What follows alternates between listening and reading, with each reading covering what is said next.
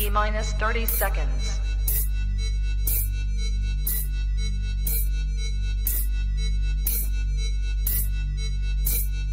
T-minus 20 seconds.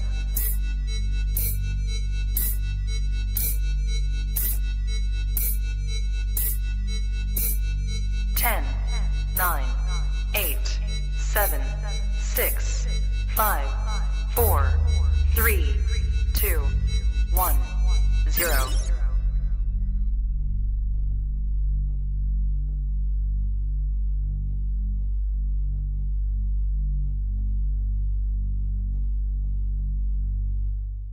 Shout out to USARK and all USARK members. If you don't know what USARK is, don't be ashamed. Just go ahead and click the third link in the description below. See what USARK is all about, okay? You never know when legislations are going to hit your backyard, so that's why it's very important to consider becoming a USARK member today. These numbers really do matter, and they look at it for consideration when it comes to battling legislation. So first and foremost, thank you, Phil Goss. Thank you to anybody out there who partners up and volunteers with USARK organization. Thank you for anyone out there who's a USARK member. And if you can't become a USARK member today, please talk about it on your platforms. Let your neighbors know, let all your pet stores know what USARK is here for, and it's here to fight for our animal rights. Thank you to every USARK member and USARK supporter out there. True. All right, what's up, everybody? Big C in the house. Woo!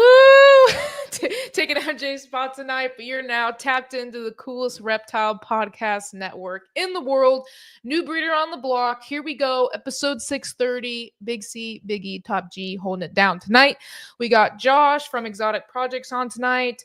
Really looking forward to this episode. We were talking backstage. I can tell this conversation is going to flow really, really well. Really nice guy, down to earth, and really excited to see his history and what he's got going on in the future. So if you haven't already, go ahead and follow Josh at Exotic Projects so you can keep tapped into everything he's got up and coming, and just show him some love in the chats tonight. So I'm going to go ahead and talk about some sponsors. So yep, as you heard MJ talk about with USARK, go down to the description below, click the link, become a member today. Super, super important. They need us in numbers to be able to just give them their full support. And so they're working hard every single day to fight the legislation on being able for us to keep these amazing animals. So again, follow that link in the description and join USARK today. And then we're going to go with the COCO Dude. So with the chipper, go to cocodude.com. My favorite is a COCO to go. Put in Trap Fam 25 to get a certain percentage off your order. Reach out to MJ or myself if you have any questions regarding that.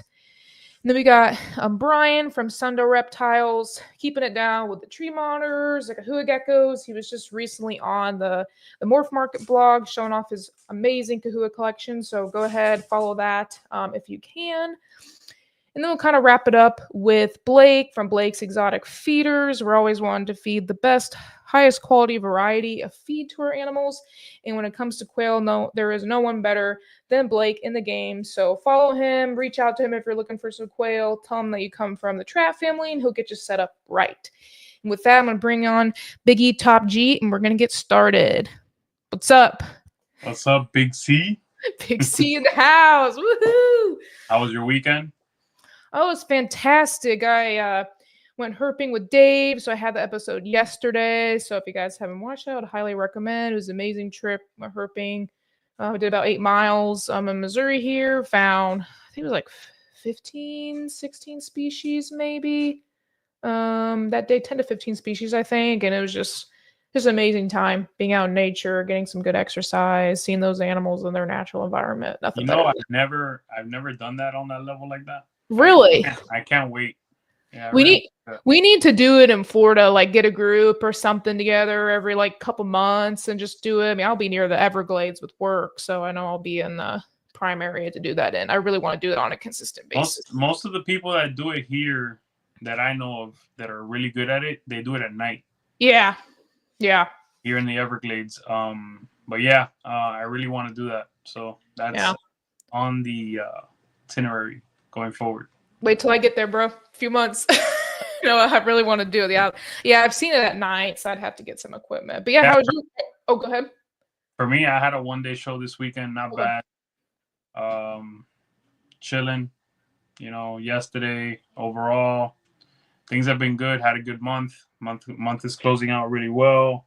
Yeah. Can't complain about a damn thing. So awesome. Yeah, time's flying by. Yeah, summer's here. It's coming. It's coming. Clutches are coming.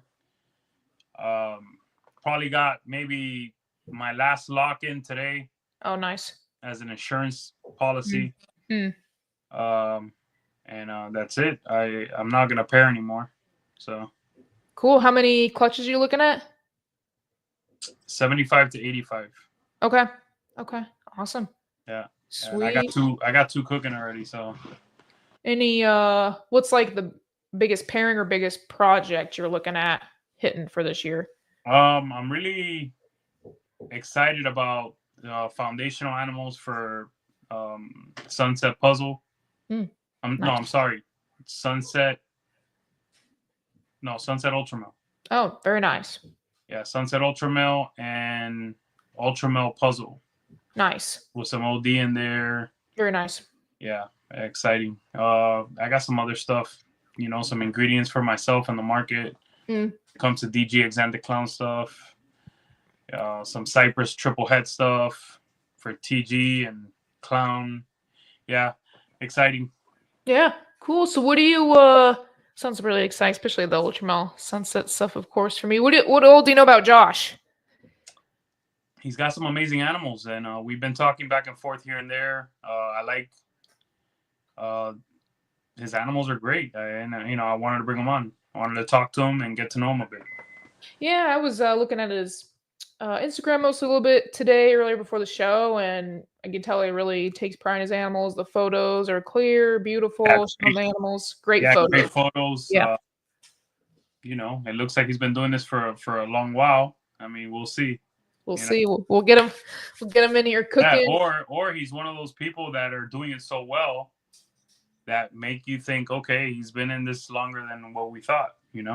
Yeah. Which is great as well, because it means you're doing it right. Yeah.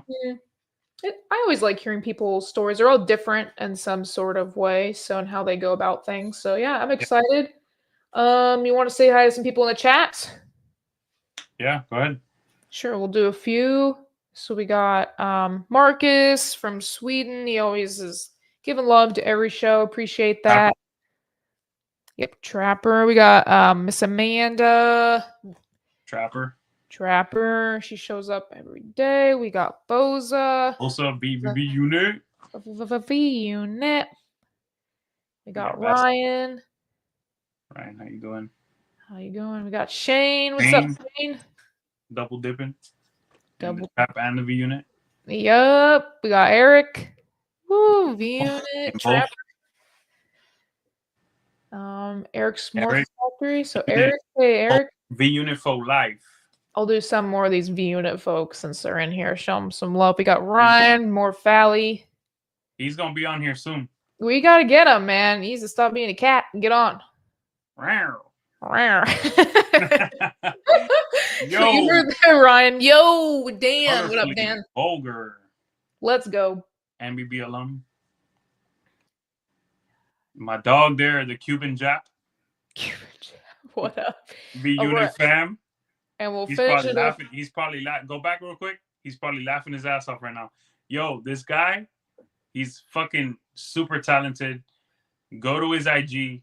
Okay. He is a musician, a ball python breeder. This guy's my boy. This guy, his music is amazing. Okay. Shout out, dog. I'll have to do that. Oh, it looks like he switched. Yeah, the snake wave. That's why I was like, what? I didn't recognize that first, but okay, yeah, cool. Yeah. Sweet. All right. Thanks, you guys, for tapping in. Excited for the show. Anything else before we hit the music and dance? All right. Let's start dancing, then bring on our guest. Let's go. All right. Here we go.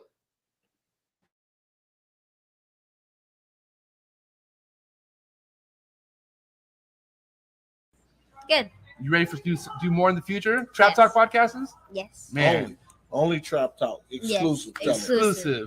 Oh. So stop calling us. Rub the spot, get the club to pop. When I come up with the crop, God love it or not. I'm hot from the hop to the rub the spot, get the club to pop. When I come up with the rub the spot, get the club to pop.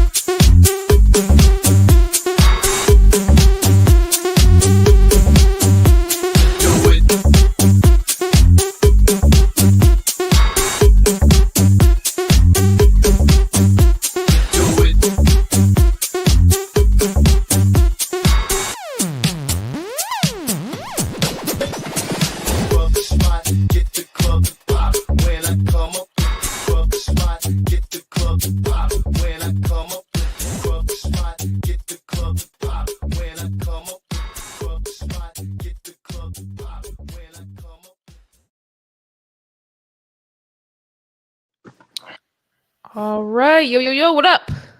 Hey guys. Hey, What's up, Josh. Not much, man. Exotic Projects. I love the Yeah. name. Thanks, man. I appreciate it. Yeah, I'm excited to be here. Thanks for everybody who's tuning in right now. Yeah, Yeah, a lot of love in the chat. Everybody's tapped in. How was your weekend? It's pretty good. Pretty good. I golf a little bit with my family, so we went out on a nice sunny day. So we're not getting a lot of those here in Michigan. So Yeah, it's been Nice. rainy in Missouri. It was very nice today, about mid 80s and sunny finally. So it always does that on a Monday, where it's super Yeah. rainy. You got to go back to work, you know. yeah, I got home from work super late, so I didn't get to enjoy it, but I'll get to soon enough. So, are you a little nervous? A little bit, yeah. Never been on a live internet podcast before. Let it go, bro. At the end of the day, we're just here to talk what we love, and the chat, the live viewers, or anyone that's listening, that's what Yeah. they want to hear. They want to hear your passion and our passion for the animals, and that's it. So, loosen up and let's go. For sure. Well, yeah, I mean, I've been in this for a little while. I had snakes back in 2014. I got into the ball python game like most people do, just, going into a pet store looking for something different. And I held a ball python for the first time then and kind of fell in love at that point. Didn't actually buy it, went back and bought a couple of boa constrictors. And then from there, as I would research better care for them, I discovered Brian Barczyk's Snake Bites TV, and I'm like, this dude's in Michigan. Like, wow, this is crazy. I can't believe this. So that eventually turned into buying pretty much any ball python I could find. And that was back when King Snake was around, and you'd use like World of Ball Pythons to figure out what morphs you were looking at and how they blended together. So I had quite a bit. I had like 26 snakes at that point, but I ended up getting out of it. I was just kind of with the wrong crew, people that really weren't in it for the love of the animal. They were really more in it for the money and the possibility of making like a business or something. So I ended up getting out of it for a little while, and we just got back in 2022. So yeah, started just kind of rediscovering the passion for it, really. Where in Michigan are you? I'm right outside of Detroit, so I'm like 20 minutes north of Detroit. Okay. How far is that from the Reptarium and Legacy and all that? That's about 30 minutes away. Wow. Nice. Yeah, so I've been to I went to Barczyk's original facility in Shelby Township, and I actually got one of my first snake racks from him. And then he moved to the Reptarium area, and at one point there was like some other business right next door, and he actually bought the building and made it into the Reptarium. So I went there. I actually knew him. My cousin played hockey with Noah. So my family knew him. They're like, hey, do you know this Brian Barczyk guy? I'm like, yeah, I watch all his YouTube videos, man. Small world, man. I was like, you got to put me on with this guy. So yeah, I actually I went to Barczyk's facility because I had reached out to him to help me assist feed some babies that I had hatched. And I went there, and it was the day his snake Lucy got out. So I'm actually in the background of one of his YouTube videos while he's trying to wrangle this giant retic in his basement. Damn, that's cool, bro. See, that's in the bucket list. One day I gotta go to the Reptarium. And Yeah, I would like to go. Have you And been it's just open too, so we're gonna go. I think we're gonna go in a couple weeks here. We have a little thing planned with some of our friends to check it out. Nice. Well, Yeah. Rest in peace, Brian Barczyk. Forever, and appreciative of what he was able to do for all of us when it comes to the hobby we love. Definitely. Yeah, man. So let's get into when you first got in the ball pythons. You got in to first. You want to go back that far? Yeah, we can. We could kind of compare your journey this time. Yeah. So when I got into it originally, it was just kind of like, everything was so cool. It's like, oh my God, I can't believe you can own these animals. And like, it wasn't just like buy one and, have that. It was like, I got to buy as many as I can, build my own racks, like try to do everything DIY. Like most. Yeah. So, I'd see something like a calico online and be like, okay, got to buy it, and just like burn through cash on it. And, so I had a lot of snakes that weren't really like, nowadays, like the collection probably wouldn't have done much breeding wise. But I did experiment a little bit. I had a clutch with an Enchi lesser to a big pastel that I had purchased from somebody. So I hatched those out. They were really cool. That was pretty awesome point for me because it was the first clutch I had ever produced. And I vended a couple shows around my area. We have one, it's called the Michigan Reptile Show. So I vended there a few times. I also got into Pac-Man frogs because that was another thing. I was like, oh, these are sweet. I just have to have some of these. And I like those. yeah, there was a guy back in the day. I don't know if he's still around. His Facebook was Mike's Fat Frogs. And I would purchase like tadpoles from him and raise them up into froglets and sell them at the show along with the ball python. So I kind of got into it where I had a lot going on, a ton of different species, and I wasn't really able to focus on the things that, you know, I really was passionate about. It was just like you see something, fall in love, and buy it. I feel like a lot of people do that at first, even with ball pythons, where they just buy as many things as they can and think like, okay, this is great, and now I'm going to produce all this stuff and just sell it. And there's just so much more to it than that. There's branding. It really is running a small business. So I ended up getting out of it and just kind of selling off what I had to some reliable people, some breeders that I had known, and just kind of getting completely out of it. Got back into it actually because I met my now wife and told her that I used to have ball pythons, and she was like, these are crazy. I showed her Morph Market and everything, and she, of course, loved the pied, so bought a yellow-bellied pied to start. I bought a banana enchi clown, and that was kind of the start of what we're doing now. From there, it was just kind of going back to some of the breeders that I used to follow, like Bob's Balls, Canova, Ozzy Boyd's, just watching videos, going back through it, and kind of reigniting the passion. I think the first video that really was like, hey, we need to buy some actual genes here and work with them and breed them was the Kraken video from Canova. So yeah, animals crazy. Yeah, that's always been like my holy grail. It's just when I saw the video, it was just like, okay, like how do I make this? Pretty much. Let me ask you this: like now, this second time around, did you join any groups or any Patreons or anything to help you this time, or or were you? Since this is your second time around, did you feel like you might not have needed that? Not that I didn't need it, but I haven't. I really wanted to join a few. I just honestly, we've been dealing with we've had a pretty hectic couple of years. So in 2023, I actually lost my mother. Yeah, she had like rare form of cancer. So we went through that, but that was right after we started buying stuff. Really, really sorry, man. Yeah, I'm sorry about that. Cancer is terrible. Yeah, thank you. I appreciate it. Later on that year, I proposed to my now wife, and then last year was a lot of just wedding planning, and so we were allocating our funds differently. I'd say that's probably the biggest standout this time rather than last time, is really monitoring funds and making sure that everything is dialed in. Like I'm all for buying a really cool snake, taking pictures of it, posting it online, and trying to gain a following that way. But there's a lot of stuff in this, like the background, that doesn't really get highlighted. Like we don't breed our own rats or anything, so purchasing rats, finding reliable people, how to store them, how often are you ordering. Sometimes you have to throw a rat out if your snake wraps it up, looks promising, and the next day it's just laying in there. So there's just a lot of things that we've been trying to financially focus on. And I'd say a big limiter for us right now is just our space. We're in a 2-bedroom house with no basement, so we're probably going to be looking to move now that the wedding is behind us and we're on more solid footing. But as far as oh yeah, I'm sorry. The reason I asked that is because when I look at your page, man, you are on point.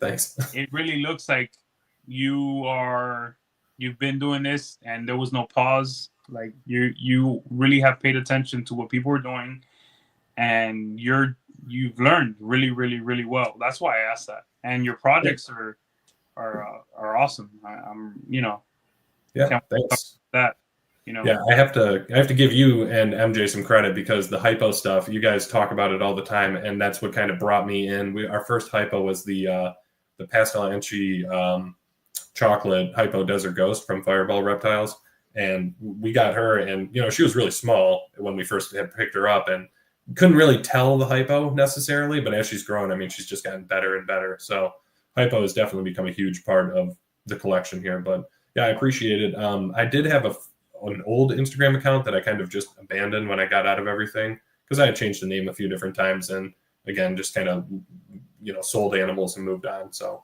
Chris, you go ahead and ask him a question before I go next. Okay.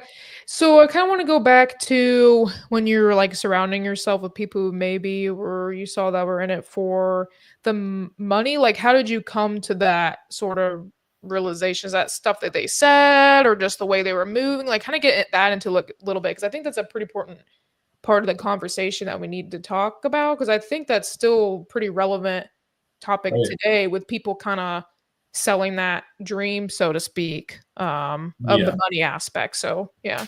Yeah. And, you know, nowadays there's so many different avenues to be connected to people that are really in it for the right reasons. Back then, it was more like go on Kingsnake, find something, go to a show, post it on Instagram. Instagram is really the main thing, and Facebook and all the social medias, I suppose.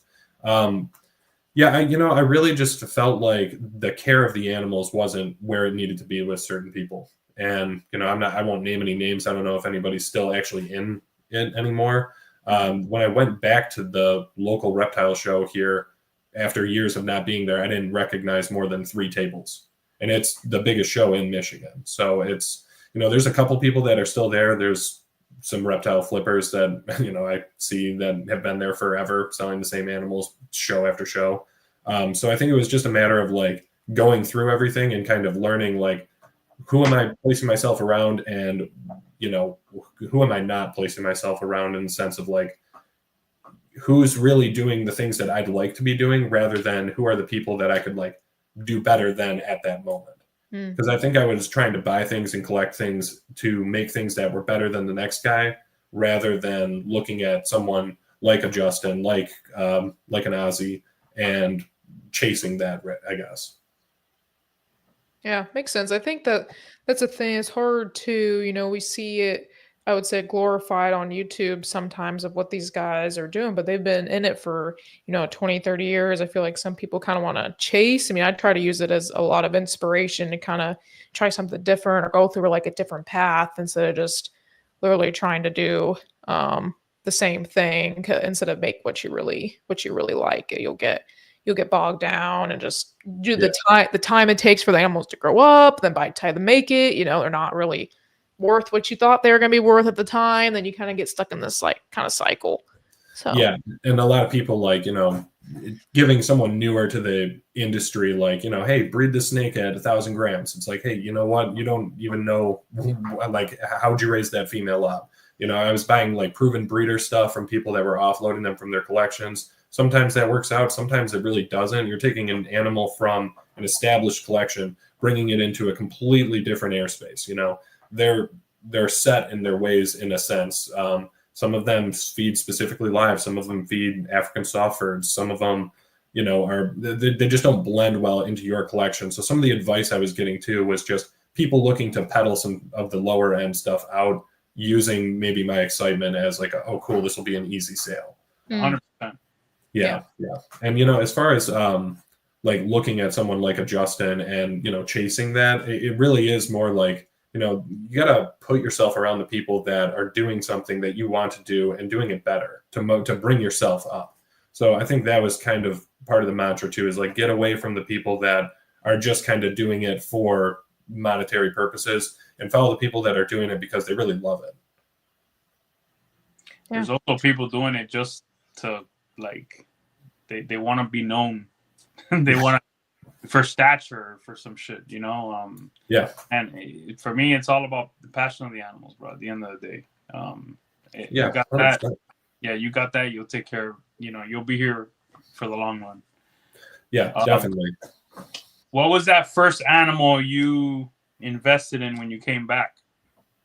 Well, we bought 3 snakes originally. We bought a yellow belly pied from Tallgrass Reptiles. I bought a banana edgy clown off Morph Market, and then we went to the reptile show and we were looking for a reputable rat breeder, and we found a really good guy there. And we bought a snake from him because he also breeds ball pythons. So we bought a Candino female. From there, we went to Tinley, and this was in 22, I believe. And we bought a pastel leopard desert ghost 66% het clown from Bob Vu. And it didn't end up proving het for clown. We sent a shed test in and got the negative result. And then we went to CD constrictors and we got a Firefly Yellow Belly Clown female. So those were the two first ones. At that point, we were thinking if the Desert Ghost proved clown, then we could breed the Banana Enchi Clown to that. Kind of shied away from that though, because I don't know if I'm in love with Banana Desert Ghost stuff. So I don't know if that's something long term that we'd like to go. The Banana Clown, we could probably pair it to the one from CD, the Firefly Yellow Belly Clown, and just get a lot of good animals. Like, I think that's something to get people kind of hooked at the show. You know, they walk by, they see a pied, like an albino or something like a banana clown, and they're like, "Holy crap, this thing is sweet! I want to buy this." And then, you know, as they do their research, they might find that breeding interests them, and now they're not like completely just stranded with, like, you know, a single gene pied or something like that. I mean, there's some banana clown stuff that's still really nice with dark genes, with red stripe, right? Yeah. Red stripe, black pastel or cinnamon, I think looks really nice. Yeah. Still made with banana, so I mean that's still a really good route. I made some with red stripe. Red stripe really brings a pop. And then your byproduct, like you said, is going to be exceptional for other stuff. You know, especially dark combo bananas. I mean, forget it. Oh yeah. So I think like long term, we really want to focus more on the hypo Desert Ghost Clown stuff. There's a couple other recessives that we'd like to invest in. It's just trying to find the right animal and really the right time as well. Yeah, right now is a good time, bro. Yeah.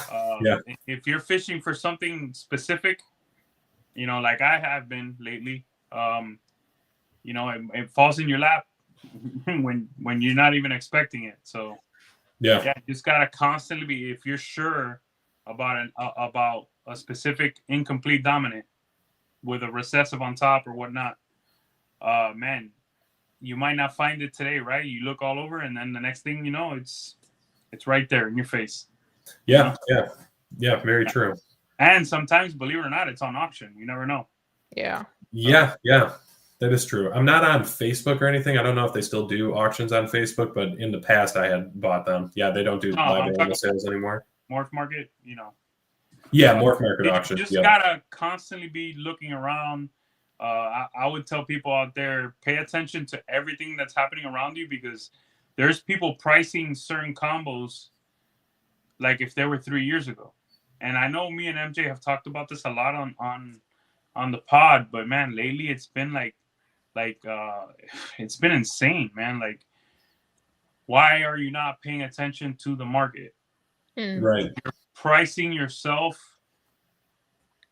into never being able to sell an animal if you're not paying attention to what people are actually selling things for. Yeah.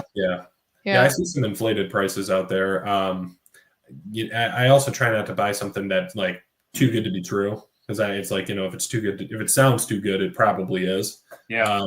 But I really we've really been trying to focus on buying from really reputable people that have been around for a while, and also some local people if possible. I know Brad Boa is in Detroit area. I haven't actually met him, but I know that one of his business partners hosts one of the shows that we go to. So yeah, just kind of picking the right animals, the right genes, everything like that. I think the next one that we'd really like to add recessive wise would be Puzzle. And we'd really like to blend that with the Desert Ghost, the hypo.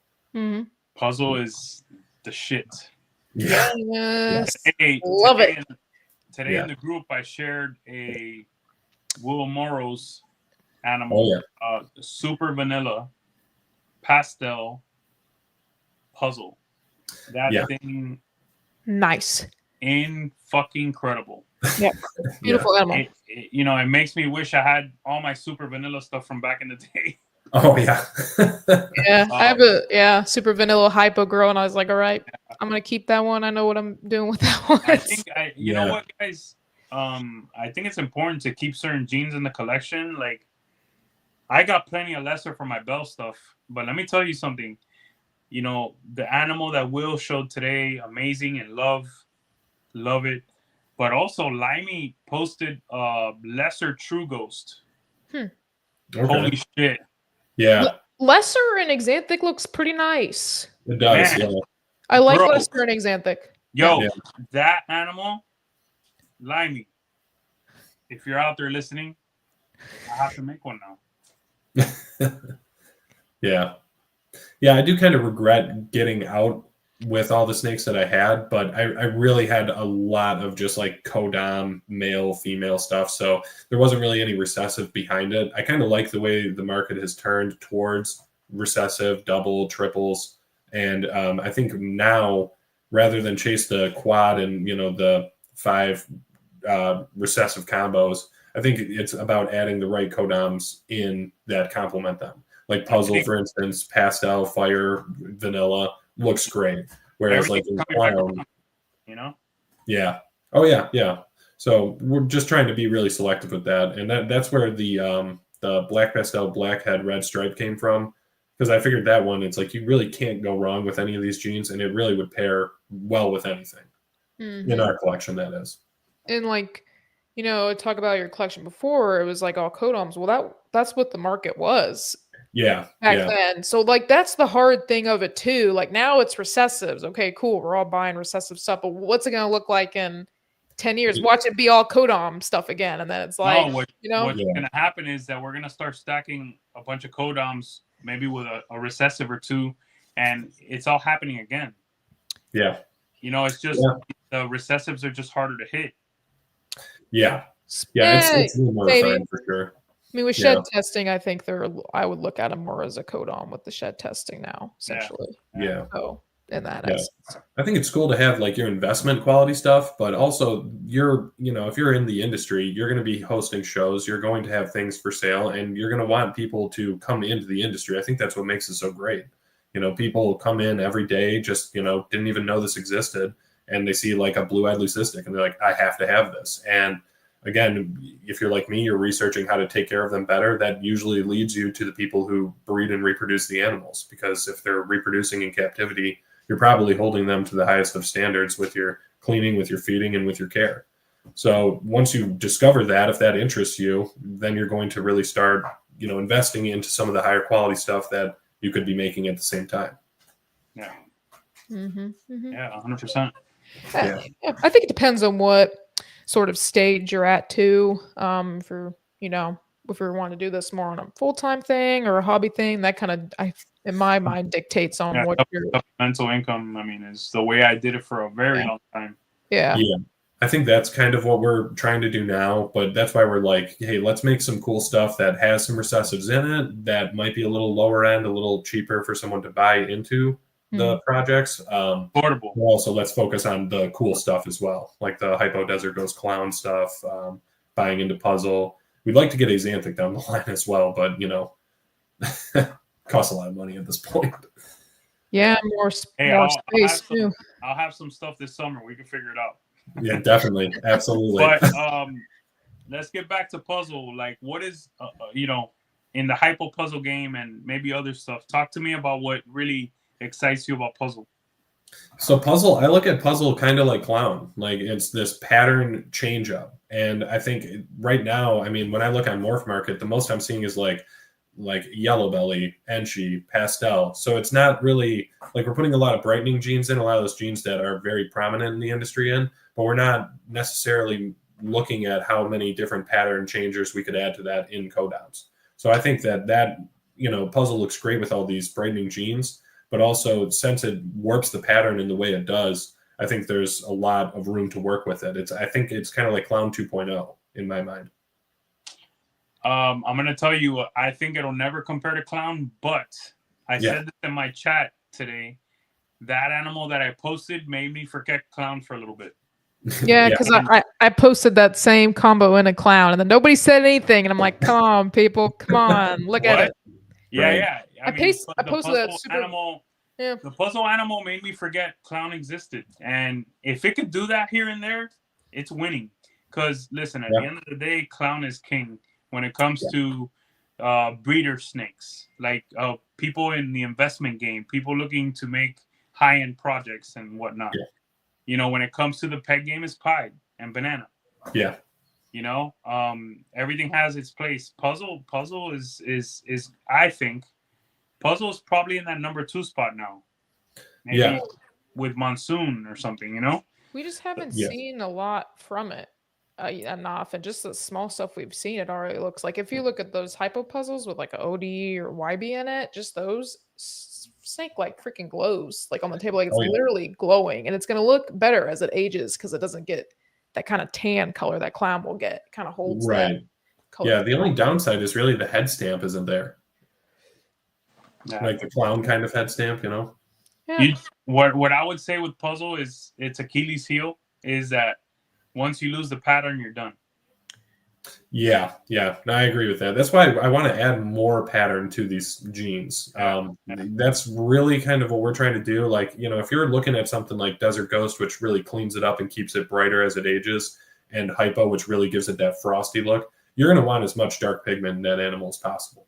So it's kind of like just learning what the genes really do with each other and really pursuing that. So I think Puzzle has a lot that could happen with it, and it'll be interesting to see where it goes. Yeah, for sure. Yeah, just gotta be careful what you put into it. But so far, we've seen a lot that make it look very, very good. So with any gene, there's always going to be something that's going to take away the pattern. I'm kind of this pastel. I don't want to say hater, right? But I've helped me and Brock, and now some others are also doing it. Help bring to light that people should be careful with it, right? Yeah, bro, I feel like now I need to, in the future, I need to have some pastel in my puzzle stuff, man.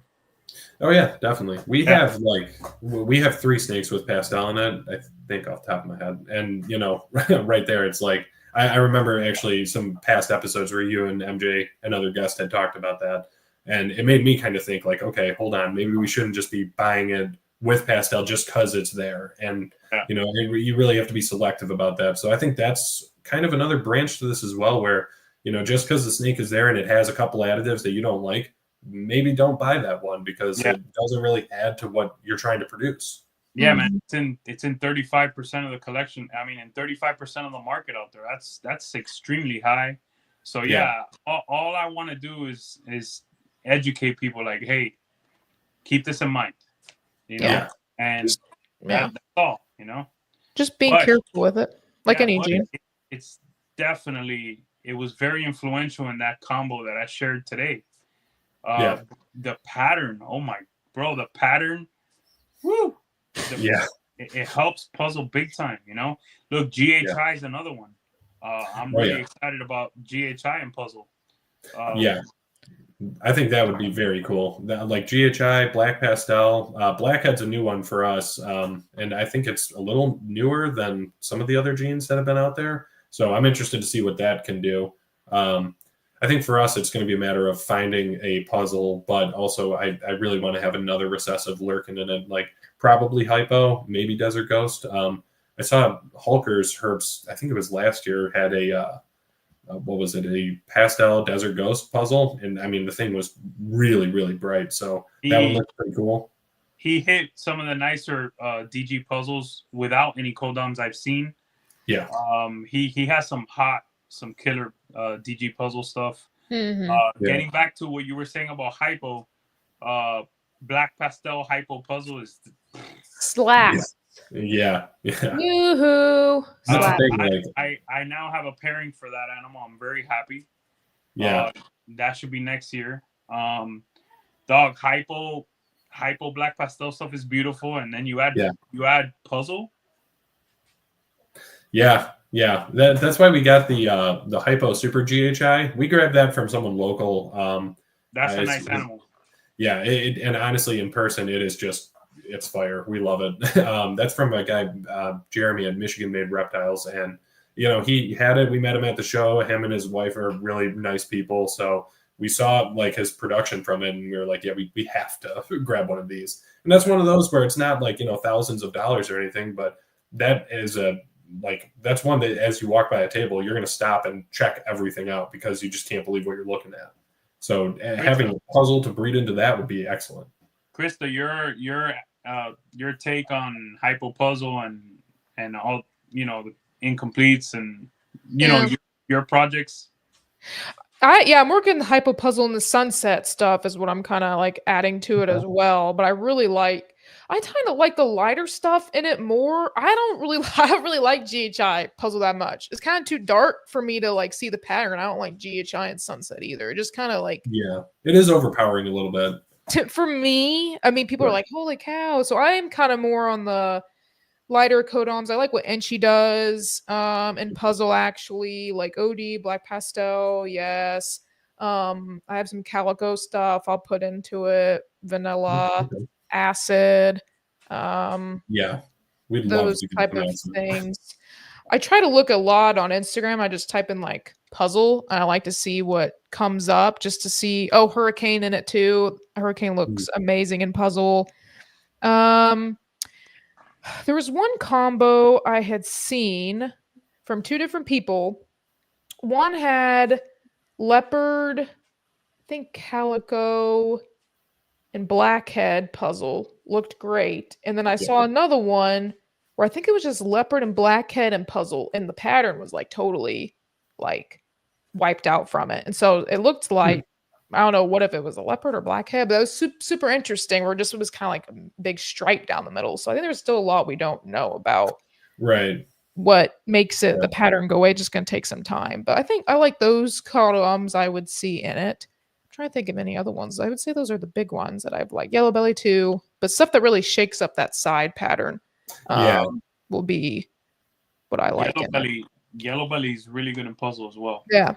Yeah, I think Yellow Belly goes well with a lot, honestly. Oh, yeah. It's one of my favorite codoms just because like the orange that it adds to things is just wild. I mean, for a while we thought the Black Pastel Blackhead Red Stripe Clown was Yellow Belly just because it's got this high orange sides and everything, but that wasn't sold to me as that, so I don't think it is. Yeah, I really like. Just want to be careful of it, just because my collection's small. Personally, I don't want to make a lot of ivory stuff, so I'm very I don't have just too saying much of it. The yellow belly also makes the pattern really nice. Yeah. You know, I'm not even talking about the color and the flaming and all that. Yeah, that's amazing, right? But if you really look at yellow belly puzzles, the pattern is intense. Yeah. And when it comes to puzzle, yes, I look at color all the time. I look at, what do you call it? The eyelashes, the head, the mustache, if you want to call it that. I'm looking at what it does to the pattern. That is what I'm looking at the most. Yeah. Because we could always mess with the color later. Yeah. I need for the pattern to be incredible. That's what I want with my puzzle stuff. Yeah. It seems, like I said, the stuff that kind of brings it up on the sides. So you still see the pattern, but it just creates enough definition and sort of contrast between the pattern and then what's coming up on the side and the belly is what I like. We could go back to pastel. Well, I'm at the table doing the vlog with MJ and Josh Jackie, right? Yeah. And we're looking at ultramel puzzles and we're looking at pastel ultramel puzzles. I'd be a fucking liar if I told you that the ultramel puzzle looked better than the one without pastel.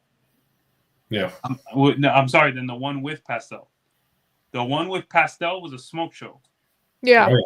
Yeah, I've seen the animal at a few different shows. Well, pastel looks good in ultramel too. I mean, if you look at the pattern, the pattern it blows away the one without pastel. Fair enough.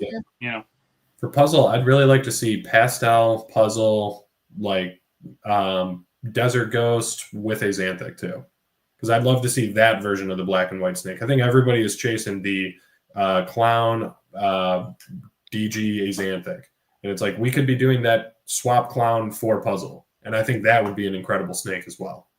Yeah, the DG Xanthic puzzle stuff's gonna look crazy with that pattern and stuff like that. It's gonna look wild. But that's gonna be a crazy snake. Yeah, I think Zebra down the line would go that same route and look pretty well. Yeah, DG Xanthic Zebra. Yeah, DG Xanthic Monsoon. All that kind of stuff is gonna look crazy. Yeah, really nice. Yeah, I agree with Brandon. I can't wait to see a black pastel ultramel puzzle. Black pastel looks amazing and ultramel as well. I think I have that in that. For now my pastel, my incomplete dominant is gonna be Orange Dream and my puzzle stuff. So that's a good one too. So I'm happy. Yeah. With Yeah. But, I think- yeah. Let's get back into Josh. Collection size, where you at right now? Where do you want to be? Yeah. Well, right now we only have 9 snakes, so we've been going pretty slow. Like I said, we had a rough couple of years just with other life events happening, but this year is really the year that we'd like to probably look into a bigger home, because we're in a very small home and it's a 2-bedroom, like 700 square foot house. So it's kind of like a tiny house. The room I'm sitting in now, it's like where we keep all of them, but really it's just our spare bedroom. So we'd like to set up something maybe in a basement, if we can find a bigger property. But I think that would really be the next step. We'd still like to pair this year. So next step for us would really be purchasing an incubator and getting it running. So that's something we'll do in the next couple of months here. What's something you're really looking forward to pairing wise? And then where do you think you're going with that black pastel red stripe blackhead clown, which I fucking love? Yeah, that one is going to go. Krista? Is it on his Instagram? I can pull Yeah. up his. Okay, yeah, I can pull Yeah, up. those are the animals I really, really, really Let like. me Yeah. keep talking in a little bit. Let me bring up his. Sure. Go ahead, Josh. Yeah, to answer your question, that one is going to go to the DG Hypo that we have for sure. I was considering pairing it to the Pastel Leopard Desert Ghost as well. At that point, it would be mostly just to produce some stuff for us to hold back so that we could have better odds going into the next season. Yeah, I think I'd go DG Hypo. Yeah, for sure. And it's really just to get that. Like, if we do the DG Hypo, then that's that one right there. Is this the one that Amelia? Yeah. Yeah, that Yeah. thing is. I love it. Nice. Yeah, I love the side. See how it brings it up on the side. That's beautiful, man. Very nice. Yeah. So now all those sides are like completely orange. And you said- wow. You Yeah, said Justin hit that? Yeah, Justin. Yeah, I bought it off MORPH Market from Canova. Nice. Yeah. Very nice. Yep. So yeah, that one we picked him up because he's our second male. So we only have the 2 males at this point. So again, we're trying to do really selective pairings.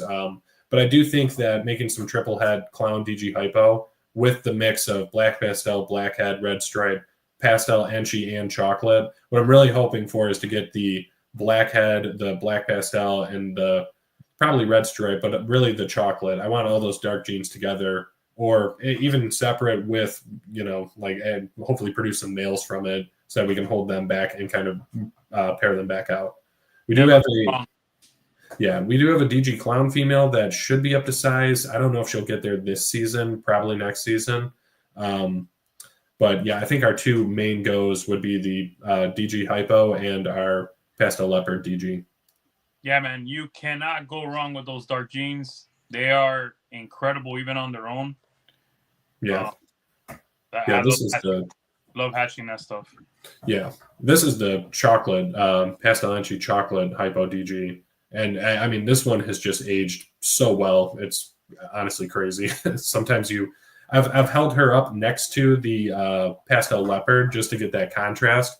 And you can really tell, I mean, she's just like completely frosted out. But she's a great feeder. And I mean, she's pushing 1,400 grams right now. So I think by October, November, she'll be like more than good to go. Yeah, beautiful animal. Any other ones you want to highlight? Too. Yeah, This that's one's pretty. the Pastel Leopard DG.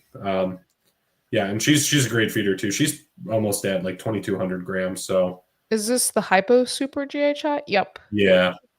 Beautiful. Yeah, thanks. Yeah, she's great, and she's a killer as well. I mean, like when we first got her, we'd like pick her up, and she would just be like pencil stiff trying to attack you, which is kind of what you want, because she's just a great feeder. So she's put on like 300 grams in the 4 short months that we've had her. This guy is already like ready to go. He's like 500 grams already in just a tank. So Very nice. That GHI hypo stuff will always have legs. yeah. Always, no matter what. Yeah, they're great. I mean, when we saw her, I was talking to him for a few months while he was producing the clutch, and then he hatched him out. We could have gotten a Mojave in there, but I didn't know if I wanted to go Mojave at that point. Just with like some of the other stuff we have, like I feel like Mojave and Black Pastel are kind of like 1-in-1, and we were already working with Black Pastel at that point. So very nice, cool. Anything else before I go back on the main page? no, But you're yeah, good. I mean, like I really, said, we only have 9 at this point, so No, we have it's okay. had more, but yeah, for right now, it's just been like, hey, let's take it slow, let's raise these guys up, and really anything we produce, I know how the industry kind of works. Hey. Sometimes you will be trying to sell a snake for Hey, years. I gotta say something, Josh. You've said this 3 times already. Yeah. It shows you got control, brother. yeah, we should talk. Let's talk about this. I Because- want to talk about this. Man, there's guys out there that have Yeah. 100 snakes they bought in 8 months, and everything they have will be on a list in 6 Yeah. months. Yeah, no, yeah, that's true. And I've heard people say that they cash their 401ks out, that they're emptying their bank accounts, selling cars. I'm like, what are you guys doing? Like, you're not going to be around long term if you're doing these things. Like, I think you really have to approach this. If you're going to breed, then you really have to approach it from a business standpoint, and that means being on top of your finances. So we're really just like, hey, maybe we're being a little slow with it, but we're just making sure that we're not putting ourselves in any predicament where we have to offload animals that we could honestly see as our pets. Yeah. It's hard to do. I mean, I see where it's easy to just let loose and buy because you kind of get sucked into that. Hey, if I buy this animal, I'm going to make this amount of X with it. And so in your mind, it starts like making sense until you actually step back and look at the bigger picture. And you're like, all right, no, it's more about the long game producing. Like I did that song and dance like 8-10 years ago. I'm like not doing it again. Rather just be slow and calculated with it. Yeah, I did the same thing when I got in, jumped into all these different recessive projects, and I've kind of just consolidated more and thought about I feel like it comes from a good place though. It's like you're into it. You like the animals. You're like, I want as many as I can. And some people obviously get overloaded where they can't feed everything, take care of everything properly. Then they're doing collection sales. Or but again, it comes from a good place. Yeah. Or buy one, get 4 free, No. Complete giveaways. Yeah. There is that. Yeah. Yeah, man. Well, what is it? What are you feeding your animals? Rats, ASFs, mice, combinations of the 3? Really just rats. I don't have anybody that does ASFs in my area that I'm aware of. But our rodent breeder is like phenomenal. He has like a really state-of-the-art facility and he does a great job. So I have a really good connection with him. So we just do rats, and our females, the most we'll really give them are mediums. Until we do pairing. At that point, we might do like, 2 smalls or 3 smalls or, something like that, just to break it up a little bit, give them a little more to eat. With the males, I try to top them out at smalls. Any plan to find someone with mice when it's time to have babies? Yeah, definitely. The guy that breeds rats for us, he does mice as well. Okay. I just haven't had to buy them yet. All right, good. Yep. Yeah, it sounds like he's a pretty good supplier. I just know that something that all of a sudden one day, by the snap of a fingers, hey, I'm not doing this anymore, and then it's scramble time. Is there any sort of, if you move into a bigger place, like producing your own rodents, any sort of like backup plan or anything? I feel like it's always good to have that no matter what. Yeah, I feel like I could do it. I never have, but I've been to facilities where they breed rats and everything. So I feel like I could if I really did a little more research and put some money behind it. I think the biggest part would be convincing the wife to have, rats out in the garage or something like that. But that being said, I definitely understand that. And that's why we're really, again, trying to keep it smaller for now, just so that we're not overloading ourselves. We're like, hey, we got 40, 50 snakes to feed, and like, what do we do? Whereas our rat guy just retired or something like that. And you just got married, you're starting pretty much starting a whole new life, eventually starting a family. You're doing this like 100% right. Yeah. Well, I appreciate that. Thank you. No need to rush into the rats. Hey, I was right. I was there. I tell everybody when I first started this, I was 25 years old. I had little kids. I had 2 kids. I was working 2 jobs. I needed something therapeutic.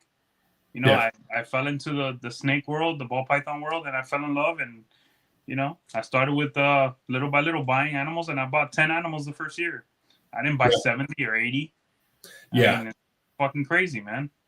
Yeah, I don't know how people maintain that. I really don't. Like, where They do you buy don't. the racks? Where do you get the space? Like, Yeah. what are you using for thermostats? Like, are you using one per rack? What are you doing? You know? Think They about. Go ahead. I said they don't think. You see them in 6 months, and they're like, "Hey, this whole collection's for sale. The animals are not well taken care of, sick, dying, all this other stuff." So yeah, and it's almost like you lose the passion too, because it's like you get into it and you're so excited, and then you realize, man, this is not like it is work. It takes time, and you know, you might find yourself like caught up at your day-to-day job or something, or you know, you're like me, you're newly married, you're having children, stuff like that, and you just kind of fade away from it. So we're really just trying to make sure that we can just continue this as a hobby, and we're just trying to be hobbyist breeders. We're not trying to be the next BHB or anything like that. So all right, so let's talk about up and coming genes and other traits that you know that you'd like to get into. Recessives and completes, whatever it may be. What do you have your eyes set on as that next? Well, other than puzzle and Exantic, we already talked about those, right? That next up and coming gene that has you like, oh man, I can't wait to get that one day. Yeah, I'll go Codom. I think Stranger and Acid would be the next ones, because again, I really like the busier pattern and the darker kind of stuff. So I think those two would really blend well. I really like what Acid does to the face and like the head stamps of them. And Stranger, I think they just have like a really wicked pattern, honestly. So I think those would be the next ones. Try to add that into our clown. At this point, everything to me, I want DG hypo. That's kind of been my big thing. I want everything to have that Desert Ghost to clean it up, but that hypo to really like frost it over. So I think those would blend well. Yo, straight up, I want you to know I took out my DG hypo today from Fireball. Bro, I picked that one out of like 5. Oh, really? Dude, I love that snake. Yeah. I want you to know, and me and MJ say this all the time, okay? I want a bunch of my snakes to have DG hypo in it. Yeah. Bro, it is so fucking nice. It's the cleanest snake in my collection, I think. That pastel DG hypo. I mean, like, she's just wild. And again, when you see her like going into shed, it's like a completely different animal too. Yeah. But yeah, I think that's the big push for us, is just keep DG and hypo, and that's why I try to buy good lines of hypo too. That Super GHI hypo. When I saw it, I was like, this is just right on par with the one from Fireball. So you know, why wouldn't we? Yeah. When it comes to Krista, I'll let you in now. Krista knows this. I am super into Confusion and Acid. Black pastel, all the dark genes, blackhead, bro. I love all the dark genes. Like, other than Exantic, like, and Pied, and I have everything, but the freaking dark genes, man. When it comes to clown, bro, it is bro. It drives me. I love it. So you're on point with that. Yeah. What would you say to, all them dark genes he was talking about? Yeah, I think in certain projects, for me, like, since the hypo puzzle I'm doing with Sunset sometimes doesn't really look well in dark genes that much. So in that project, but with Ultramel? Yeah, in Ultramel, I have the dark stuff in the Ultramel. Yeah, I have the Stranger, I have the Acid, the Black Pastel, Leopard, Chocolate, Blackhead, all those in the Ultramel. Puzzle, and then we'll see what Sunset does with the dark stuff in Ultramel. I don't know, but in the hypo stuff, I'm going a little more on the light with a little bit of dark to kind of see what it does. On the light side of things, Codon wise, I think Lace would be the next one for us to add. Again, it does that brightening stuff. Like, I really like having like Fire, Yellow Belly, Pastel. Lace, I think, would be a great addition to that. Vanilla even would be a good one, just to keep things bright and light. And I think those would go well with Sunset. I haven't seen too much with Sunset outside of just like the DG Sunset, some Enchi Sunset stuff. So I think those would look better just going the lighter gene route. Lace. Emilio, thoughts on that? It's beautiful. I agree. Yeah, I thought so too. That's all I really have to say right now. Right now, okay, that's fair. I feel like, just be careful on where you get it from, I guess, coming it from a super or something like that. Yeah. Yeah. No, I think if I'm getting a lace, I'm probably going to go to Justin to Canova. Just, I mean, that's where I first saw it. I really obviously trust the guy with his business. He really holds himself to a really high standard. So if we're doing lace, kind of like Orange Dream, if I were to buy an Orange Dream, not to like, diss anybody in the hobby or anything, I feel like everybody wants to get their Orange Dream from Ozzy. That's where it came from. That's where it started. That's kind of just what you would do. So I'd probably follow suit with lace, just going to Canova. Yeah, there's certain jeans I think that you have to just be real careful on where you get them. Lace is coming online, Mandarin, same thing. Coming online. You gotta be Mandarin, isn't that the hypo? Like it has to be Mandarin hypo or like super Mandarin hypo? I think that's the best look in it. I don't like it in anything else but hypo. But Right. I mean, I've seen like a Mandarin clown. I was like, what the fuck? I was like, I'll pass on that. Right. I've said this quite a few times. Quality is of the utmost importance. You should be buying the best looking animal possible. Yeah. Bottom line. So that means if you're buying lace, if you're buying the one you just said now, what was it? Mandarin. Mandarin animals, to me, you better be working Mandarin hypo. Because, without hypo, I don't want Mandarin. Yeah. Yeah, I agree. You got to do what works too. Certain genes work really well with clown. Certain genes work really well with puzzle and with desert ghost and even with hypo. So you just got to play to the strength of the gene. I think that's one like leg up I have, just having been around, maybe not active, but like kind of moving around online and looking into different genes, just learning which ones really pair best together. So if a newcomer to the industry might think like, well, this white, like this super lesser would look great with this. And then they pair it and find out, oh man, like this is not at all what I had bargained for. So I think there's, just play to the strength of each gene. Mm-hmm. Mm-hmm. No, definitely. So if you were working Sunset, what would you be working into Sunset, brother? Probably Enchi to start. Just to give it some brightening, because I feel like that's everyone's complaint, where it's like, oh, it's dark out of the egg and then it gets darker as it grows. It's like, give it something to brighten it up. So maybe even fire. Yeah.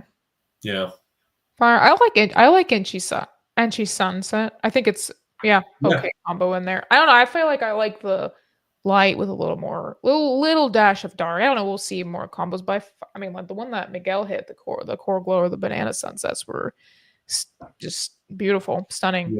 Yeah, banana would be a good one too. I just think like I think a lot of people look at Sunset and think they want to change and manipulate the pattern, but it's already kind of been done. So it's like, let's enhance the features there. I think the pattern is dope.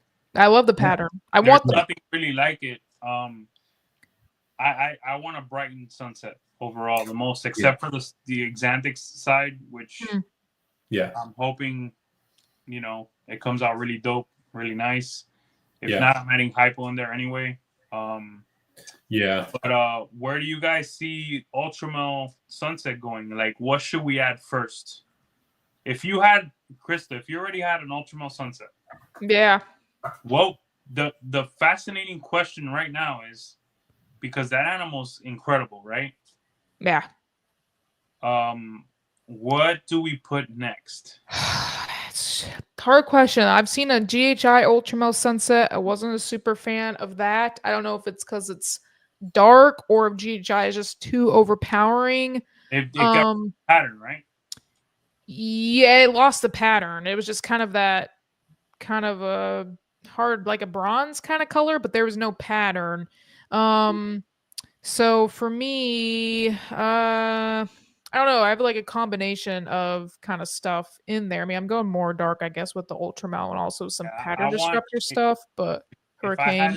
If I had it already, I would want to see more pattern, and I'd want to see a little bit more orange.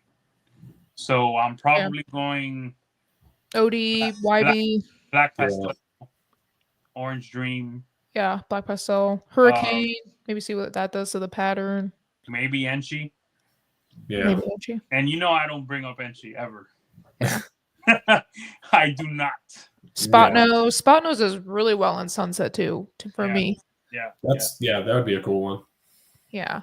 That's vanilla. Brandon said vanilla Sunset I like. Yeah, I'm pairing my Ultramel het. I don't know if she'll go this year, but a leopard spot nose Ultramel. So I'd like to get see what the leopard and the spot nose will do in that combo. And then Yeah, how about that'd be maybe Mandarin in the Ultramel Sunset, or damn, what else? Something Red Stripe. Yeah, I That have would red be- stripe. I have a red stripe Ultramel. Yeah, let's plan on doing Bro, that. there's so much Cypress. to do with this Yeah. stuff. So much to do. So many different ways. Yeah. Um, Yeah. It's ceiling's really endless, man. I mean, like they just like the genes keep like it's really about like again like playing to the strength of each thing. So I think Mandarin would actually be pretty interesting in Sunset. Like really flush out the reds. Maybe that's the key for it. It's all it's going to take is someone to hit something very crazy, and then everybody's going to be cashing out sunsets left and right. Let's hope, brother. Hey, hate all you want, okay? It's coming. I'm just, Hey, there's no hate. There's no hate right now. I mean, not right now. But in the past. Hey, no, but there. Listen. If you're going to talk about the good, sometimes you got to talk about the bad. Yeah. And vice versa. Yes. That's all. That's fair. True. Yeah. How about Monsoon, man? You're into Monsoon at all? A little bit. I think it's cool. Again, it's kind of like the pattern is already manipulated a ton. So I think for that one, I think that would look really great in Asianthic Desert Ghost. But I think for that one, it's about like trying to really build the contrast in it a little bit more rather than just like dark brown and light brown. Build it out a little bit more. Maybe leopard would look good in that. Leopard mixed with like fire or something. I don't know. I'm just thinking off the top of my head. For me, the animal that always the animal that started my love for Monsoon was the Mojave Monsoon, right? So for me, I want to make a Mojave Monsoon DG Exantic. Okay, I want to make a Mojave Monsoon True Ghost. That would be sweet. Okay, so yeah, once I make those one day, I can compare them and just see what's up, and that's what we should all be thinking about. Yeah, making animals and comparing them at adult size, and not so worried about, oh my god, it's worth $1,000 less right now. Oh god. Yeah, I 100% agree with that. It takes like, what's the point of doing this? The point is to make the coolest thing possible, and like MJ says, like I'm my own best customer. Like I want to make this cool stuff for me, and then I'll show it off to everybody, and hopefully someone will be like, hey, I want to buy into this project. Like, great, I have a couple other animals that you can take and do the work, and you'll achieve something even cooler. Krista? No, I totally agree with that. Thinking back to it as well, I had a thought. Just kind of planning, I would say, your projects too. If you're wanting to stay small, buying animals that can be used for multiple things. There's so much, I would say, strategy or thinking that goes into it.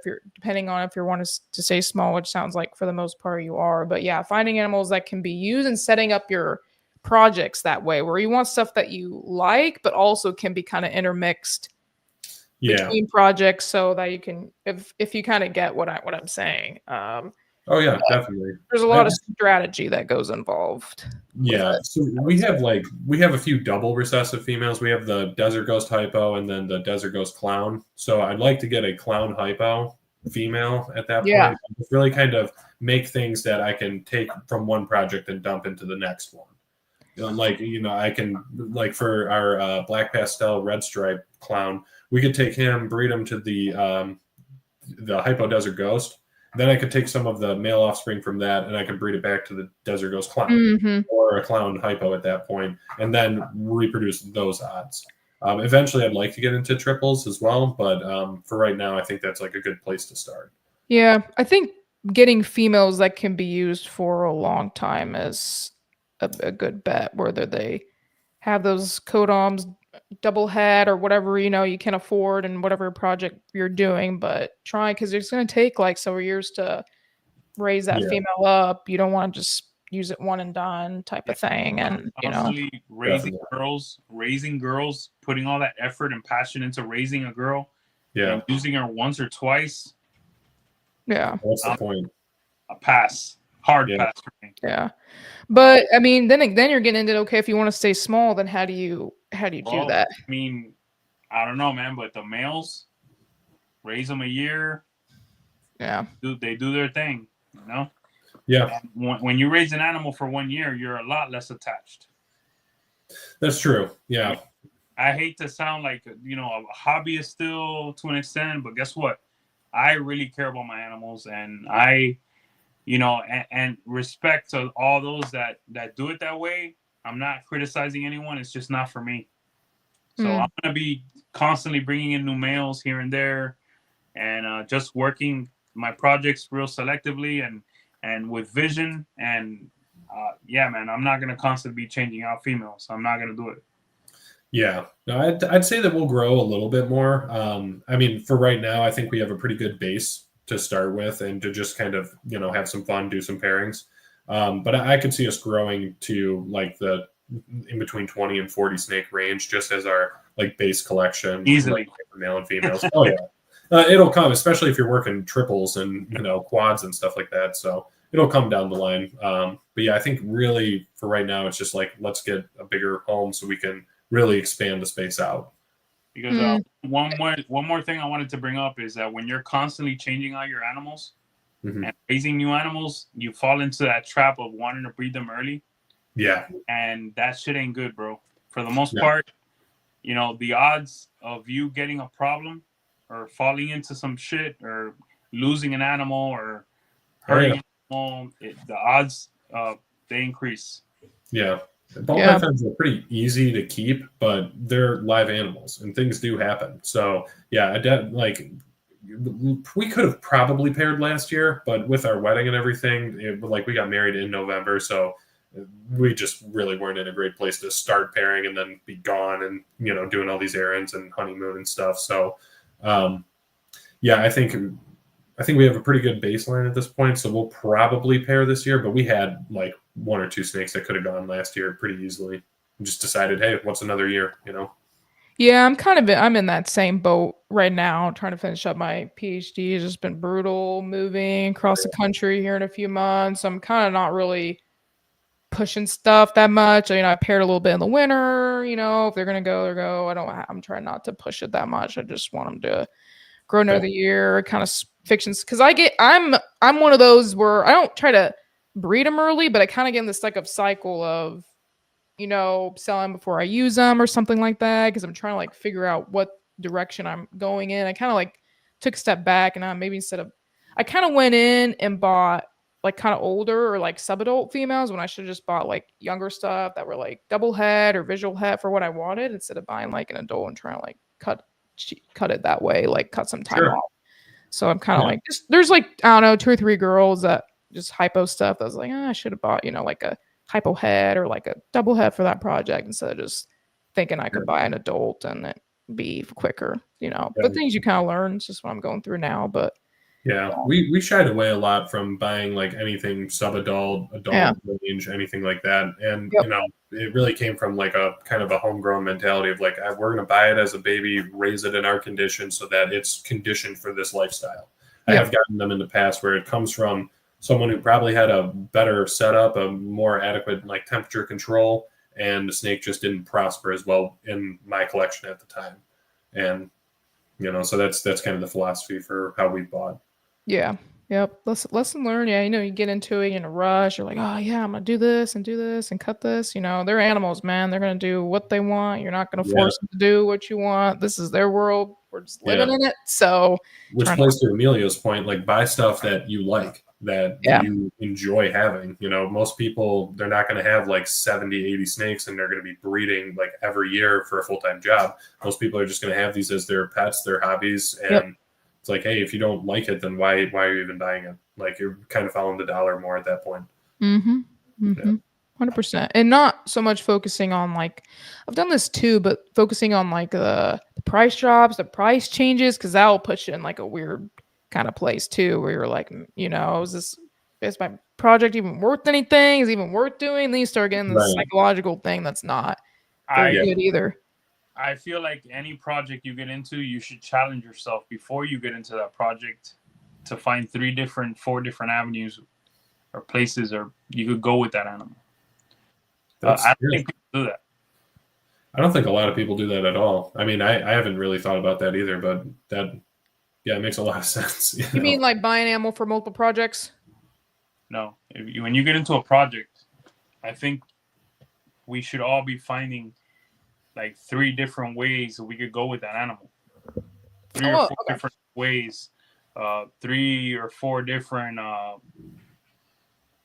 combos that we want to make with that animal. Yeah. Or with the byproduct or the animals you hit from that animal. You know what I mean? Like the stuff you put into it. We need to brainstorm when we're buying. Yeah. Yeah. You know? Not just go for a deal or just make this. I could do this with it. No, you need to be able to do this, this, and this with it. Yeah, I think comes from the people. Yeah, that's where price drops don't mean shit. Yeah, that's true. I think that's where culture at large has just like TikTok brain. So they jump into like, oh, this is sweet. I can make this, that. I'll buy it and I'll find the cheapest one I can. And it's like, well, you're not really thinking through the whole project at that point. You don't just buy a snake to buy it. And again, they're not trading cards; they're live animals. So you're committing to have, a ball python for over 20 years if you're going to keep the animal for its entire life. Yeah. So if you're really buying it to keep and have as a cornerstone female or something like that, or powerhouse male in your collection, yeah, you should. I think that's a great point. You should definitely think about other avenues you could use in the future. Not just, oh, it's a single recessive visual male. Now I need to add a double and then I'll just get rid of it or something like that. What could you do to make it a little more profitable for you? Yeah, or waiting to get that male until you actually have the females for it to go to is like a big one. People just jump in, they buy this. Yeah. It's very nice male, but they don't have anything. But the girls are like 2 or 3 years from breeding. Today I saw an animal breeding that was super expensive. And I was kind of blown away. It looks like it was breeding a pastel super strike. Oh my gosh. Yeah. No, and this animal easily was a $30,000 animal. I'm like, yikes. Yeah. Well, you gotta buy your females first, in my opinion. Look, it could have been something else, right? Sure. But it sure looked like just that. Yeah. Yeah. So, well, you got, in my opinion, buy your females first. Everyone gets caught in it where they buy, originally when we got our pied and our banana clown, we were thinking, oh, we could pair these and take all the babies and save them and, breed them together and take our 1 in 16 shot or whatever it is to hit a banana clown pied or something like that. But yeah, really focus on buying your females first because they're going to take the time to raise, and you're going to buy this male and it's going to be ready to go, and then you're going to be sitting there waiting, and that's also discouraging to continue the projects in general. At that point, you're kind of looking at, well, what's the male worth today if I could just get rid of it? Another thing I would like to say to that is, fuck, I lost it. I lost my train of thought. I know, it happened to me earlier. I was like, shit. I'll remember. God damn it. I lost it, guys. Damn, it'll come back. You guys keep going. I'll figure it out. Okay. No, yeah. It just takes a lot of planning and strategy. It's so hard to do, and I have to be a part of social media sometimes with the podcast thing, but I try to really balance that aspect of it because you can get sucked in real quick trying to compare yourself to others, and you have to have that kind of mental strength to withstand that. It takes some training if you're not used to it. You got to be aware of it as well, but we all do it. We're all guilty of it. We'll look at an Aussie snake and go, holy crap, what am I doing here? But again, that's kind of the joy of it. It's look at how far they've pushed the projects out. This is available for you. And by the way, any reptile show you go to, they're probably not going to have a bunch of Aussie snakes sitting there. It's not as vast in the market as you might think originally when you see it. So, all right, I remember. Oh, good. Another thing, you do not want to build your collection off of 2 genes. No, your whole collection. Yeah, no. You've seen that? To have diverse projects. What? Yeah. Oh, diverse. Okay, 2 codoms or just 2 recessives? No. There's people that have built their whole collection off of DG. Oh yeah. Yeah. Their whole collection. Yeah. It doesn't make any Their sense. whole collection off of other genes. I mean, it doesn't matter what it is. Here's what happens. You're only gonna have those projects. Yep. You're only gonna sell those byproducts. All right. You're gonna get tired of seeing the same stuff. Yeah. You have to have diverse projects. That's another one. Yeah, and I would argue to be fine balance with that too, because then you can get too many projects and you may not be doing them very well. So there's a balance to where diverse, but do it well, stay small. Hey, how well you do it, that's up to the amount of work that you're willing to put in. Yeah. So I believe in, listen, we don't eat the same thing every day, right? Right.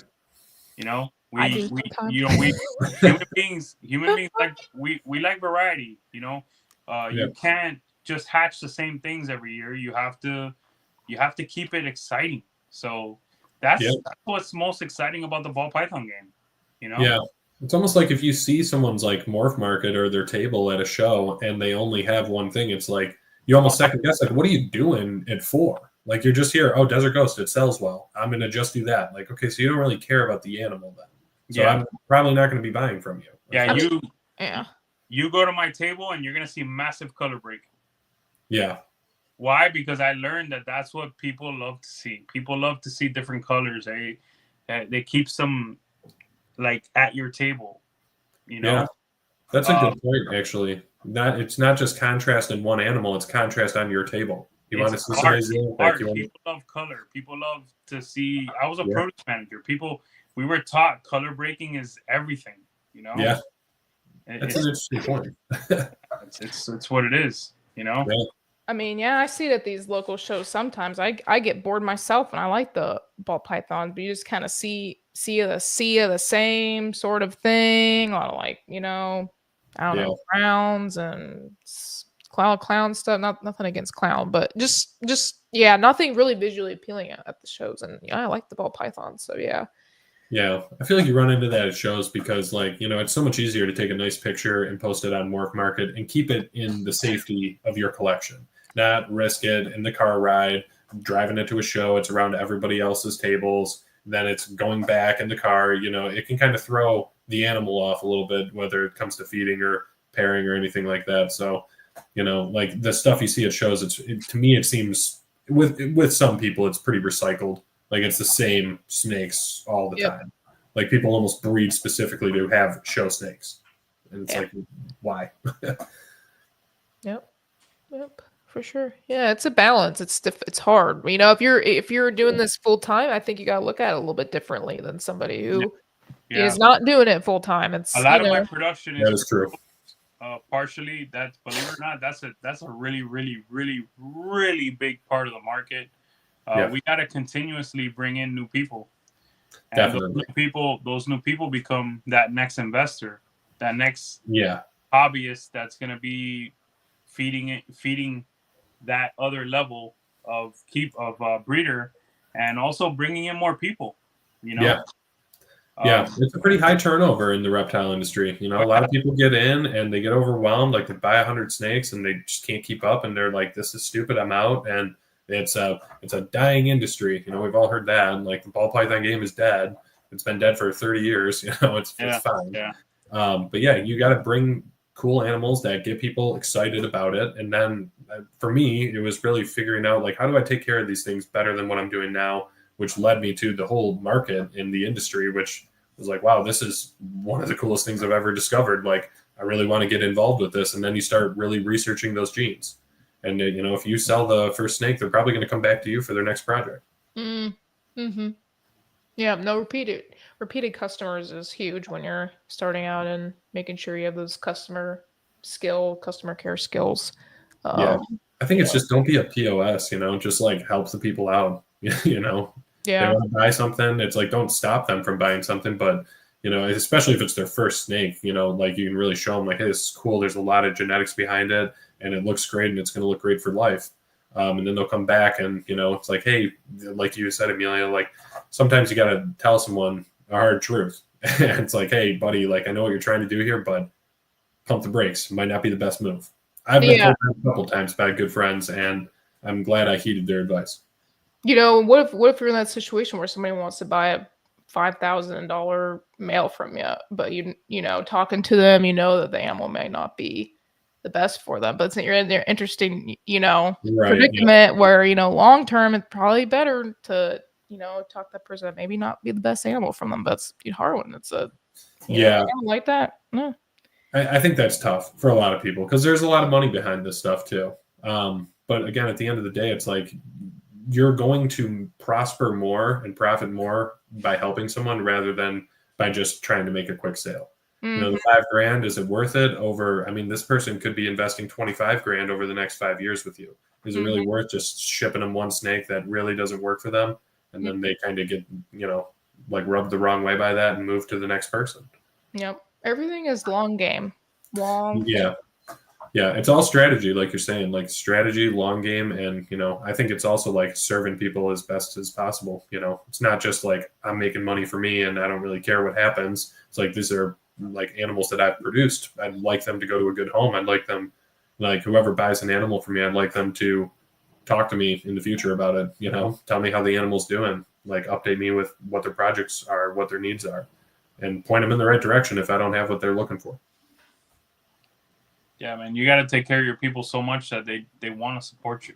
They want to take care of you because you're doing the same thing with them. So everything you guys are saying right now is the way you want to create that repeat business, that those friendships. I used to say this all the time. I've met so many people through this hobby of ours, this reptile industry. You have to help build it, but you also have to make an amazing reputation for yourself, so you could create a great brand. You know, or does your brand offer value? Right. That's what you have to ask yourself. Have you created a brand that offers value? Yeah. You know, if you're taking care of these people, offering them value, they will always come back. Yeah. You know? Yeah, that's true. And maybe they'll even tell a few friends. Yeah. So. Yep. Facts. You gotta help create winners that are going to make this game bigger. Yeah, and you know, not everybody's going to buy everything from you specifically. So maybe they come to you with a male or like looking for a male, and they had just bought something else that you don't have, and it would be a very good pairing. All of a sudden, you're selling them one of your animals, and you could be buying something that they produced that you've had your eye on. So yeah, it's really a give and kind of take industry, I think. Crystal, we need to go to commercials, right? Yeah, I thought about doing that. Yeah, right before Totsie or wrap up talk or something. So okay, yeah. Let's do that now. Yeah. Okay, sounds good. Let me take it. Yeah, I'll do a quick couple commercials and let's go. Sorry for the interruption, folks, but a quick word from our sponsors. One of the things I love the most about the reptile world is reptile businesses that are family-oriented. I love the Rice Reptile family. Rice Reptiles have made quite the name for themselves over the last couple of years, rebranding themselves and also bringing amazing cutting-edge, front-of-the-line ball python projects that you must check out. Again, make sure you head over to their website, ricereptiles.net, Rice Family Reptiles on IG, to give them a follow, see what they have coming out. You can catch them vending at all major NARBC shows, Southeast Reptile Expo. A lot of great stuff coming from this family. So again, thank you so much, Billy, Don, over at Rice Reptiles. If you're in the ball python game in 2025, you know what you should be doing with your sheds, and that's turning them in to get them tested. That's right, no more POS heads, no more 66% heads. We can find out directly through today's sponsor, and that sponsor is Rare Genetic Inc. Thank you so much, Ben and Sean over at Rare Genetic Inc. Head over to their website, raregeneticinc.com, and head over to their YouTube channel and make sure you subscribe to their YouTube channel. They put out a video every Wednesday to update you guys on new current events over at RGI, but I gotta tell you right now, very excited to continue my partnership over at Rare Genetic Inc. Head over to their Instagram account, make sure you follow them on Instagram, subscribe, hit that notification bell on their YouTube channel. That way you're current on new announcements and anything that they got to update you with. Again, thank you so much, Rare Genetic Inc., RGI. You guys are the best student in the game. Sorry for the interruption, folks, but a quick word from our sponsors. Hi, I'm Devin. I'm Teresa, and we are Morphs. We are based in Czech Republic, a small country in the middle of Europe. We really love animals that revolve around multi-recessive projects, and one of our very favorites is Hypo. We're really looking forward to clutches that are coming this season, and some of those are Hypo Clown, DG Clown, Hypo DG Clown, and one of our all-time favorites, Hypo Puzzle. Hope you enjoyed the next episode on Trap Talk, the greatest reptile network in the world. If you guys want to see next level cutting edge ball python projects, please make sure you head over to their Instagram to follow all their amazing work, and head over to their website to see what they could possibly have available by heading over to progmorphs.com. Thank you again, Devin and Teresa, for bringing some of the biggest heat worldwide in the ball python game. If you want to be organized, if you want to be cutting edge in the ball python game, then you don't want to miss this. Shout out to today's sponsor, and that's Clutch, #1 ball python organization app in the game. No better place to start off than by using this app. Clutch is an organization app that helps you organize all your ball python projects. It also helps your peers and your fellow community members look at what you possibly have coming for the upcoming ball python season, what you have currently available on Morph Market. It's so awesome to be ahead of the game by using organization app like Clutch. Thank you so much, the entire Clutch team, amazing team over at Clutch. If I were you, I would head over to Clutch's Instagram account, and I would also head over to their website, try it out, see how it works for you. But especially if you're just now coming into this, before you build your reptile collection, I would do it organized, and I would do it with Clutch. Thank you, Clutch, for being so amazing. Excited to hear what Clutch has to bring in the near future. Chee! All right, we are back. Wrap up questions. Wrap up topic, right? Oh, like a big question. Yeah, wrap up topic. I go first, right? Yes. Okay, good. That way you don't steal it from me. Big C. Big C. Okay. So Hypo DG Clown, right? So that's a pretty popular project. A lot of people are in it, pretty common. What are you going to do to kind of maybe set yourself apart from the crowd a little bit and, stand out a little bit from the crowd? I'd say focus on the darker stuff and some of those rare genes like acid, stranger, even confusion. I didn't mention that earlier, but I think that'd be a really good addition. What I see a lot of, not from like the leaders of the industry, but from other things on Morph Market, I don't see a lot of the darker genes really in there. So I'd like to pursue that route with it. And again, I'd like to continue to expand to other recessives, but bring the Hypo DG to that as well. I do think that's kind of the way forward to keep these snakes looking as good as they can into adulthood. Okay, cool. Yeah, that's right. Bring in other recessives, instead of just Hypo DG Clown, Hypo DG something else, Hypo DG Puzzle, Xanthic. Yeah. Okay. Yeah, absolutely. Like, I don't want to get too like stagnant just on one thing, to keep it diverse. I do think Ultramel or Monarch would be cool to add to the collection at some point. But at this point, I think Puzzle and Xanthic are next in line for us. Okay. Big E? I'm going to ask you two things. Okay. Right.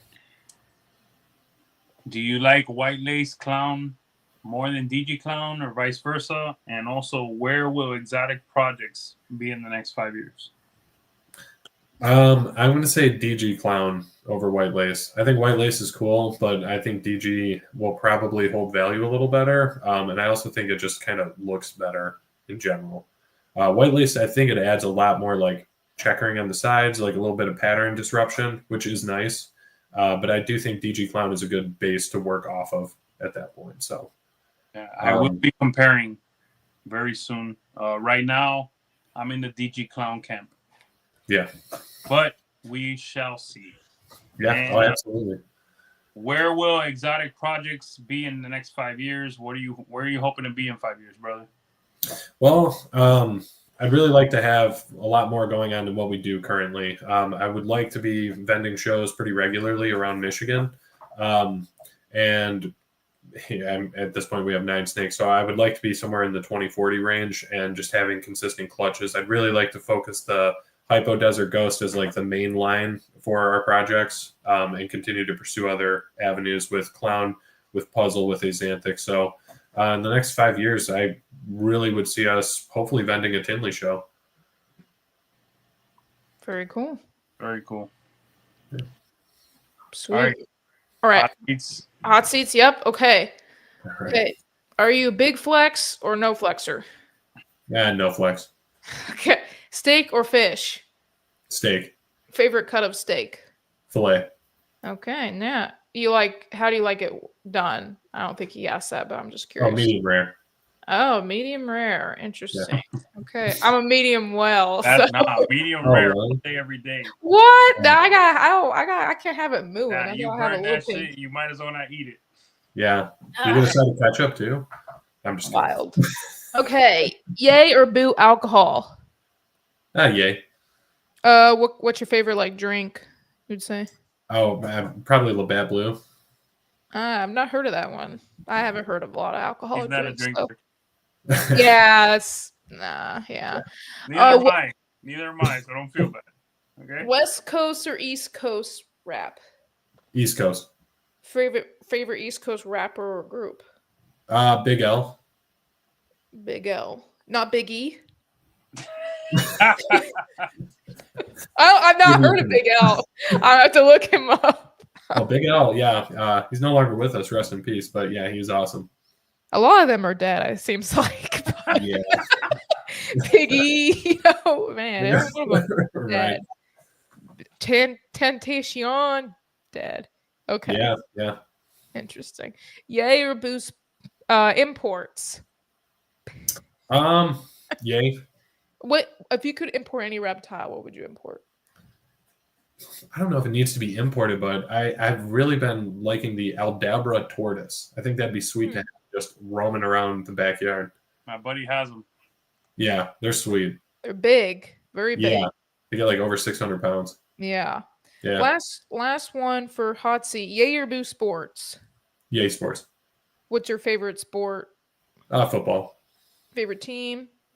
Green Bay Packers for NFL. College football is Michigan Wolverines. Yeah, I could have figured that. Purdue, Big 10, boiler up, hammer down. Michigan. All right. Michigan, more IU over Michigan, but hey, Michigan's still in Big 10, so. Yeah, I usually root for Big 10. Are you gonna do word association? I can, yeah, I'll do that. I don't know if you this is the part where I always get messed up on. Who does? Okay, I'll do word association. If I say the word, say the first thing that comes to mind. Milk. Cookies. Substrate. Reptichip. Least favorite incomplete dominant. Spider. Okay. You got another one? I feel like Spider's too easy. I had that in the back of my head ready for this. Yeah, I know. That's why I'm asking for another one. Easy. Yeah. That's everyone's, That's the go-to. Yeah. Pinstripe. Fair. I'll agree with that one. Okay. Stuck shed. Humidity. IG trolls. Fuck them. Coolest reptile network in the world. Let's go. Trap Talk podcast, man. Woo! Let's go. All right, man. You gotta keep one of these, okay? This is gonna be tough. Oh, all right. Well, actually, yeah. Tell me what you're gonna keep, okay? Because that gets confusing. Yeah. All right, DG or hypo? DG. All right, clown or pied? Clown. Ouch. Poor pod. What? I said poor pied. Yeah, I said clown. Oh, you said clown. Okay. Oh, yeah, sorry. Black pastel or chocolate? Ooh, black pastel. Stranger or acid? Probably acid. Black pastel hypo DG clown or DG Pompeii?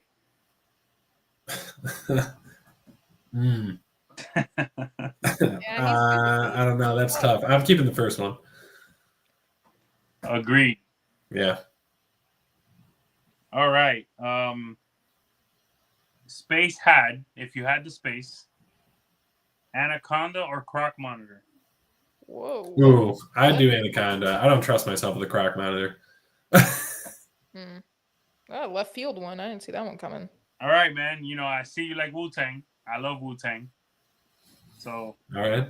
Inspect the deck or Method Man? Ooh, I don't know. Method Man. Yeah, I'm going deck all day. I get it. Deck is the most talented of all of them, but Meth was the all around guy. Yeah. All right, Master Killer or You God? Master Killer. Agreed. This one's really hard. All right. But it isn't. It isn't. All right, because they're the dynamic duo, right? Right. Ghostface or Raekwon? Raekwon. You're keeping Raekwon. I'd keep Raekwon. Oh. Hey, I don't. I gotta do some googling. Is all I got. Yeah. No, those are all the Wu-Tang. That's most of the Wu-Tang members. I don't know Wu-Tang. What I'm gonna tell you is, I like Raekwon, right? But my two favorite Wu-Tang rappers or lyricists simply are Inspect the Deck and Ghostface Killer. Yeah, I get that. Yeah, they're freaking crazy, man. Wu-Tang is the shit, bro. Yeah, it's timeless. I'll never get tired of listening to them. Intelligent, fucking amazing lyrics, you know. Oh yeah. All right, man. This has been great. That's all I got, bro. Awesome. Well, yeah, thank you guys for having me on. Like, this is awesome. I've been watching for years, and I'm just excited. You know, I really think this is great what you guys do, giving smaller breeders a platform to just kind of, see what they're about. So really happy to be here. Yeah. Man. We can't wait to see what you're going to be doing in the future. So, yeah, man, we're glad you came on. You did a great job. Very knowledgeable. You're doing it right. Down to earth. Very easy to talk to. People out there, this is how you do it. You slowly grow. This is how you do it. Okay. Yeah. Well, thank you. I do appreciate that. And to everybody that tapped in, awesome. Thanks for being here. I'm really happy to be here. Yeah. How can people get in touch, reach out to you? Best way is just going to be Instagram at exotic_projects. Projects with the X at the end. Yeah, we haven't really done anything with like Facebook or anything like that yet. And I just have a buying account on Morph Market at this point. So cool. Sounds good. All right. Awesome. All right. Well, give you a hand. Yeah, give you a hand. Great show. I thoroughly enjoyed it. Thank you, Josh, bro. Awesome. Thanks, guys. We're here, right? Yeah, definitely. All right, man. All right. Thank you, guys. Thank All you. right. Take them off screen. All right. Great show. I enjoyed that one, and I'll just say that. Very, very great combo, fluid. Very easy to talk to. Talked about the game overall, very easily. Very honest. He's gonna be making some noise, man. I'm telling you. Yeah, doing it the right way and slow. It's a lesson I can take. I think not allowing the fake side of the market to push you to do more is. I think it shows a lot of discipline. A lot of noise, yeah, but there's a lot of noise out there. To just kind of put your blinders on and just kind of focus ahead on and do your thing. So, yep. Appreciate you, helping me out tonight. Yeah, fam, always appreciated. We make good team. I think flows well. I enjoy it. So, yeah. Okay. All right. Anything else, or we're heading out? All right. Let me get the. Thank you all for sharing your evening with us on the Trap Reptile Network. Tomorrow you got MJ with all in the Tree Tuesdays. Subscribe, hit that notification bell. We're live 7 days a week, bringing to you top content you can ask for. Appreciate all the love and support. Stay hydrated, get your mind right. Let's go. And dance. And dance. All right, all. Chee.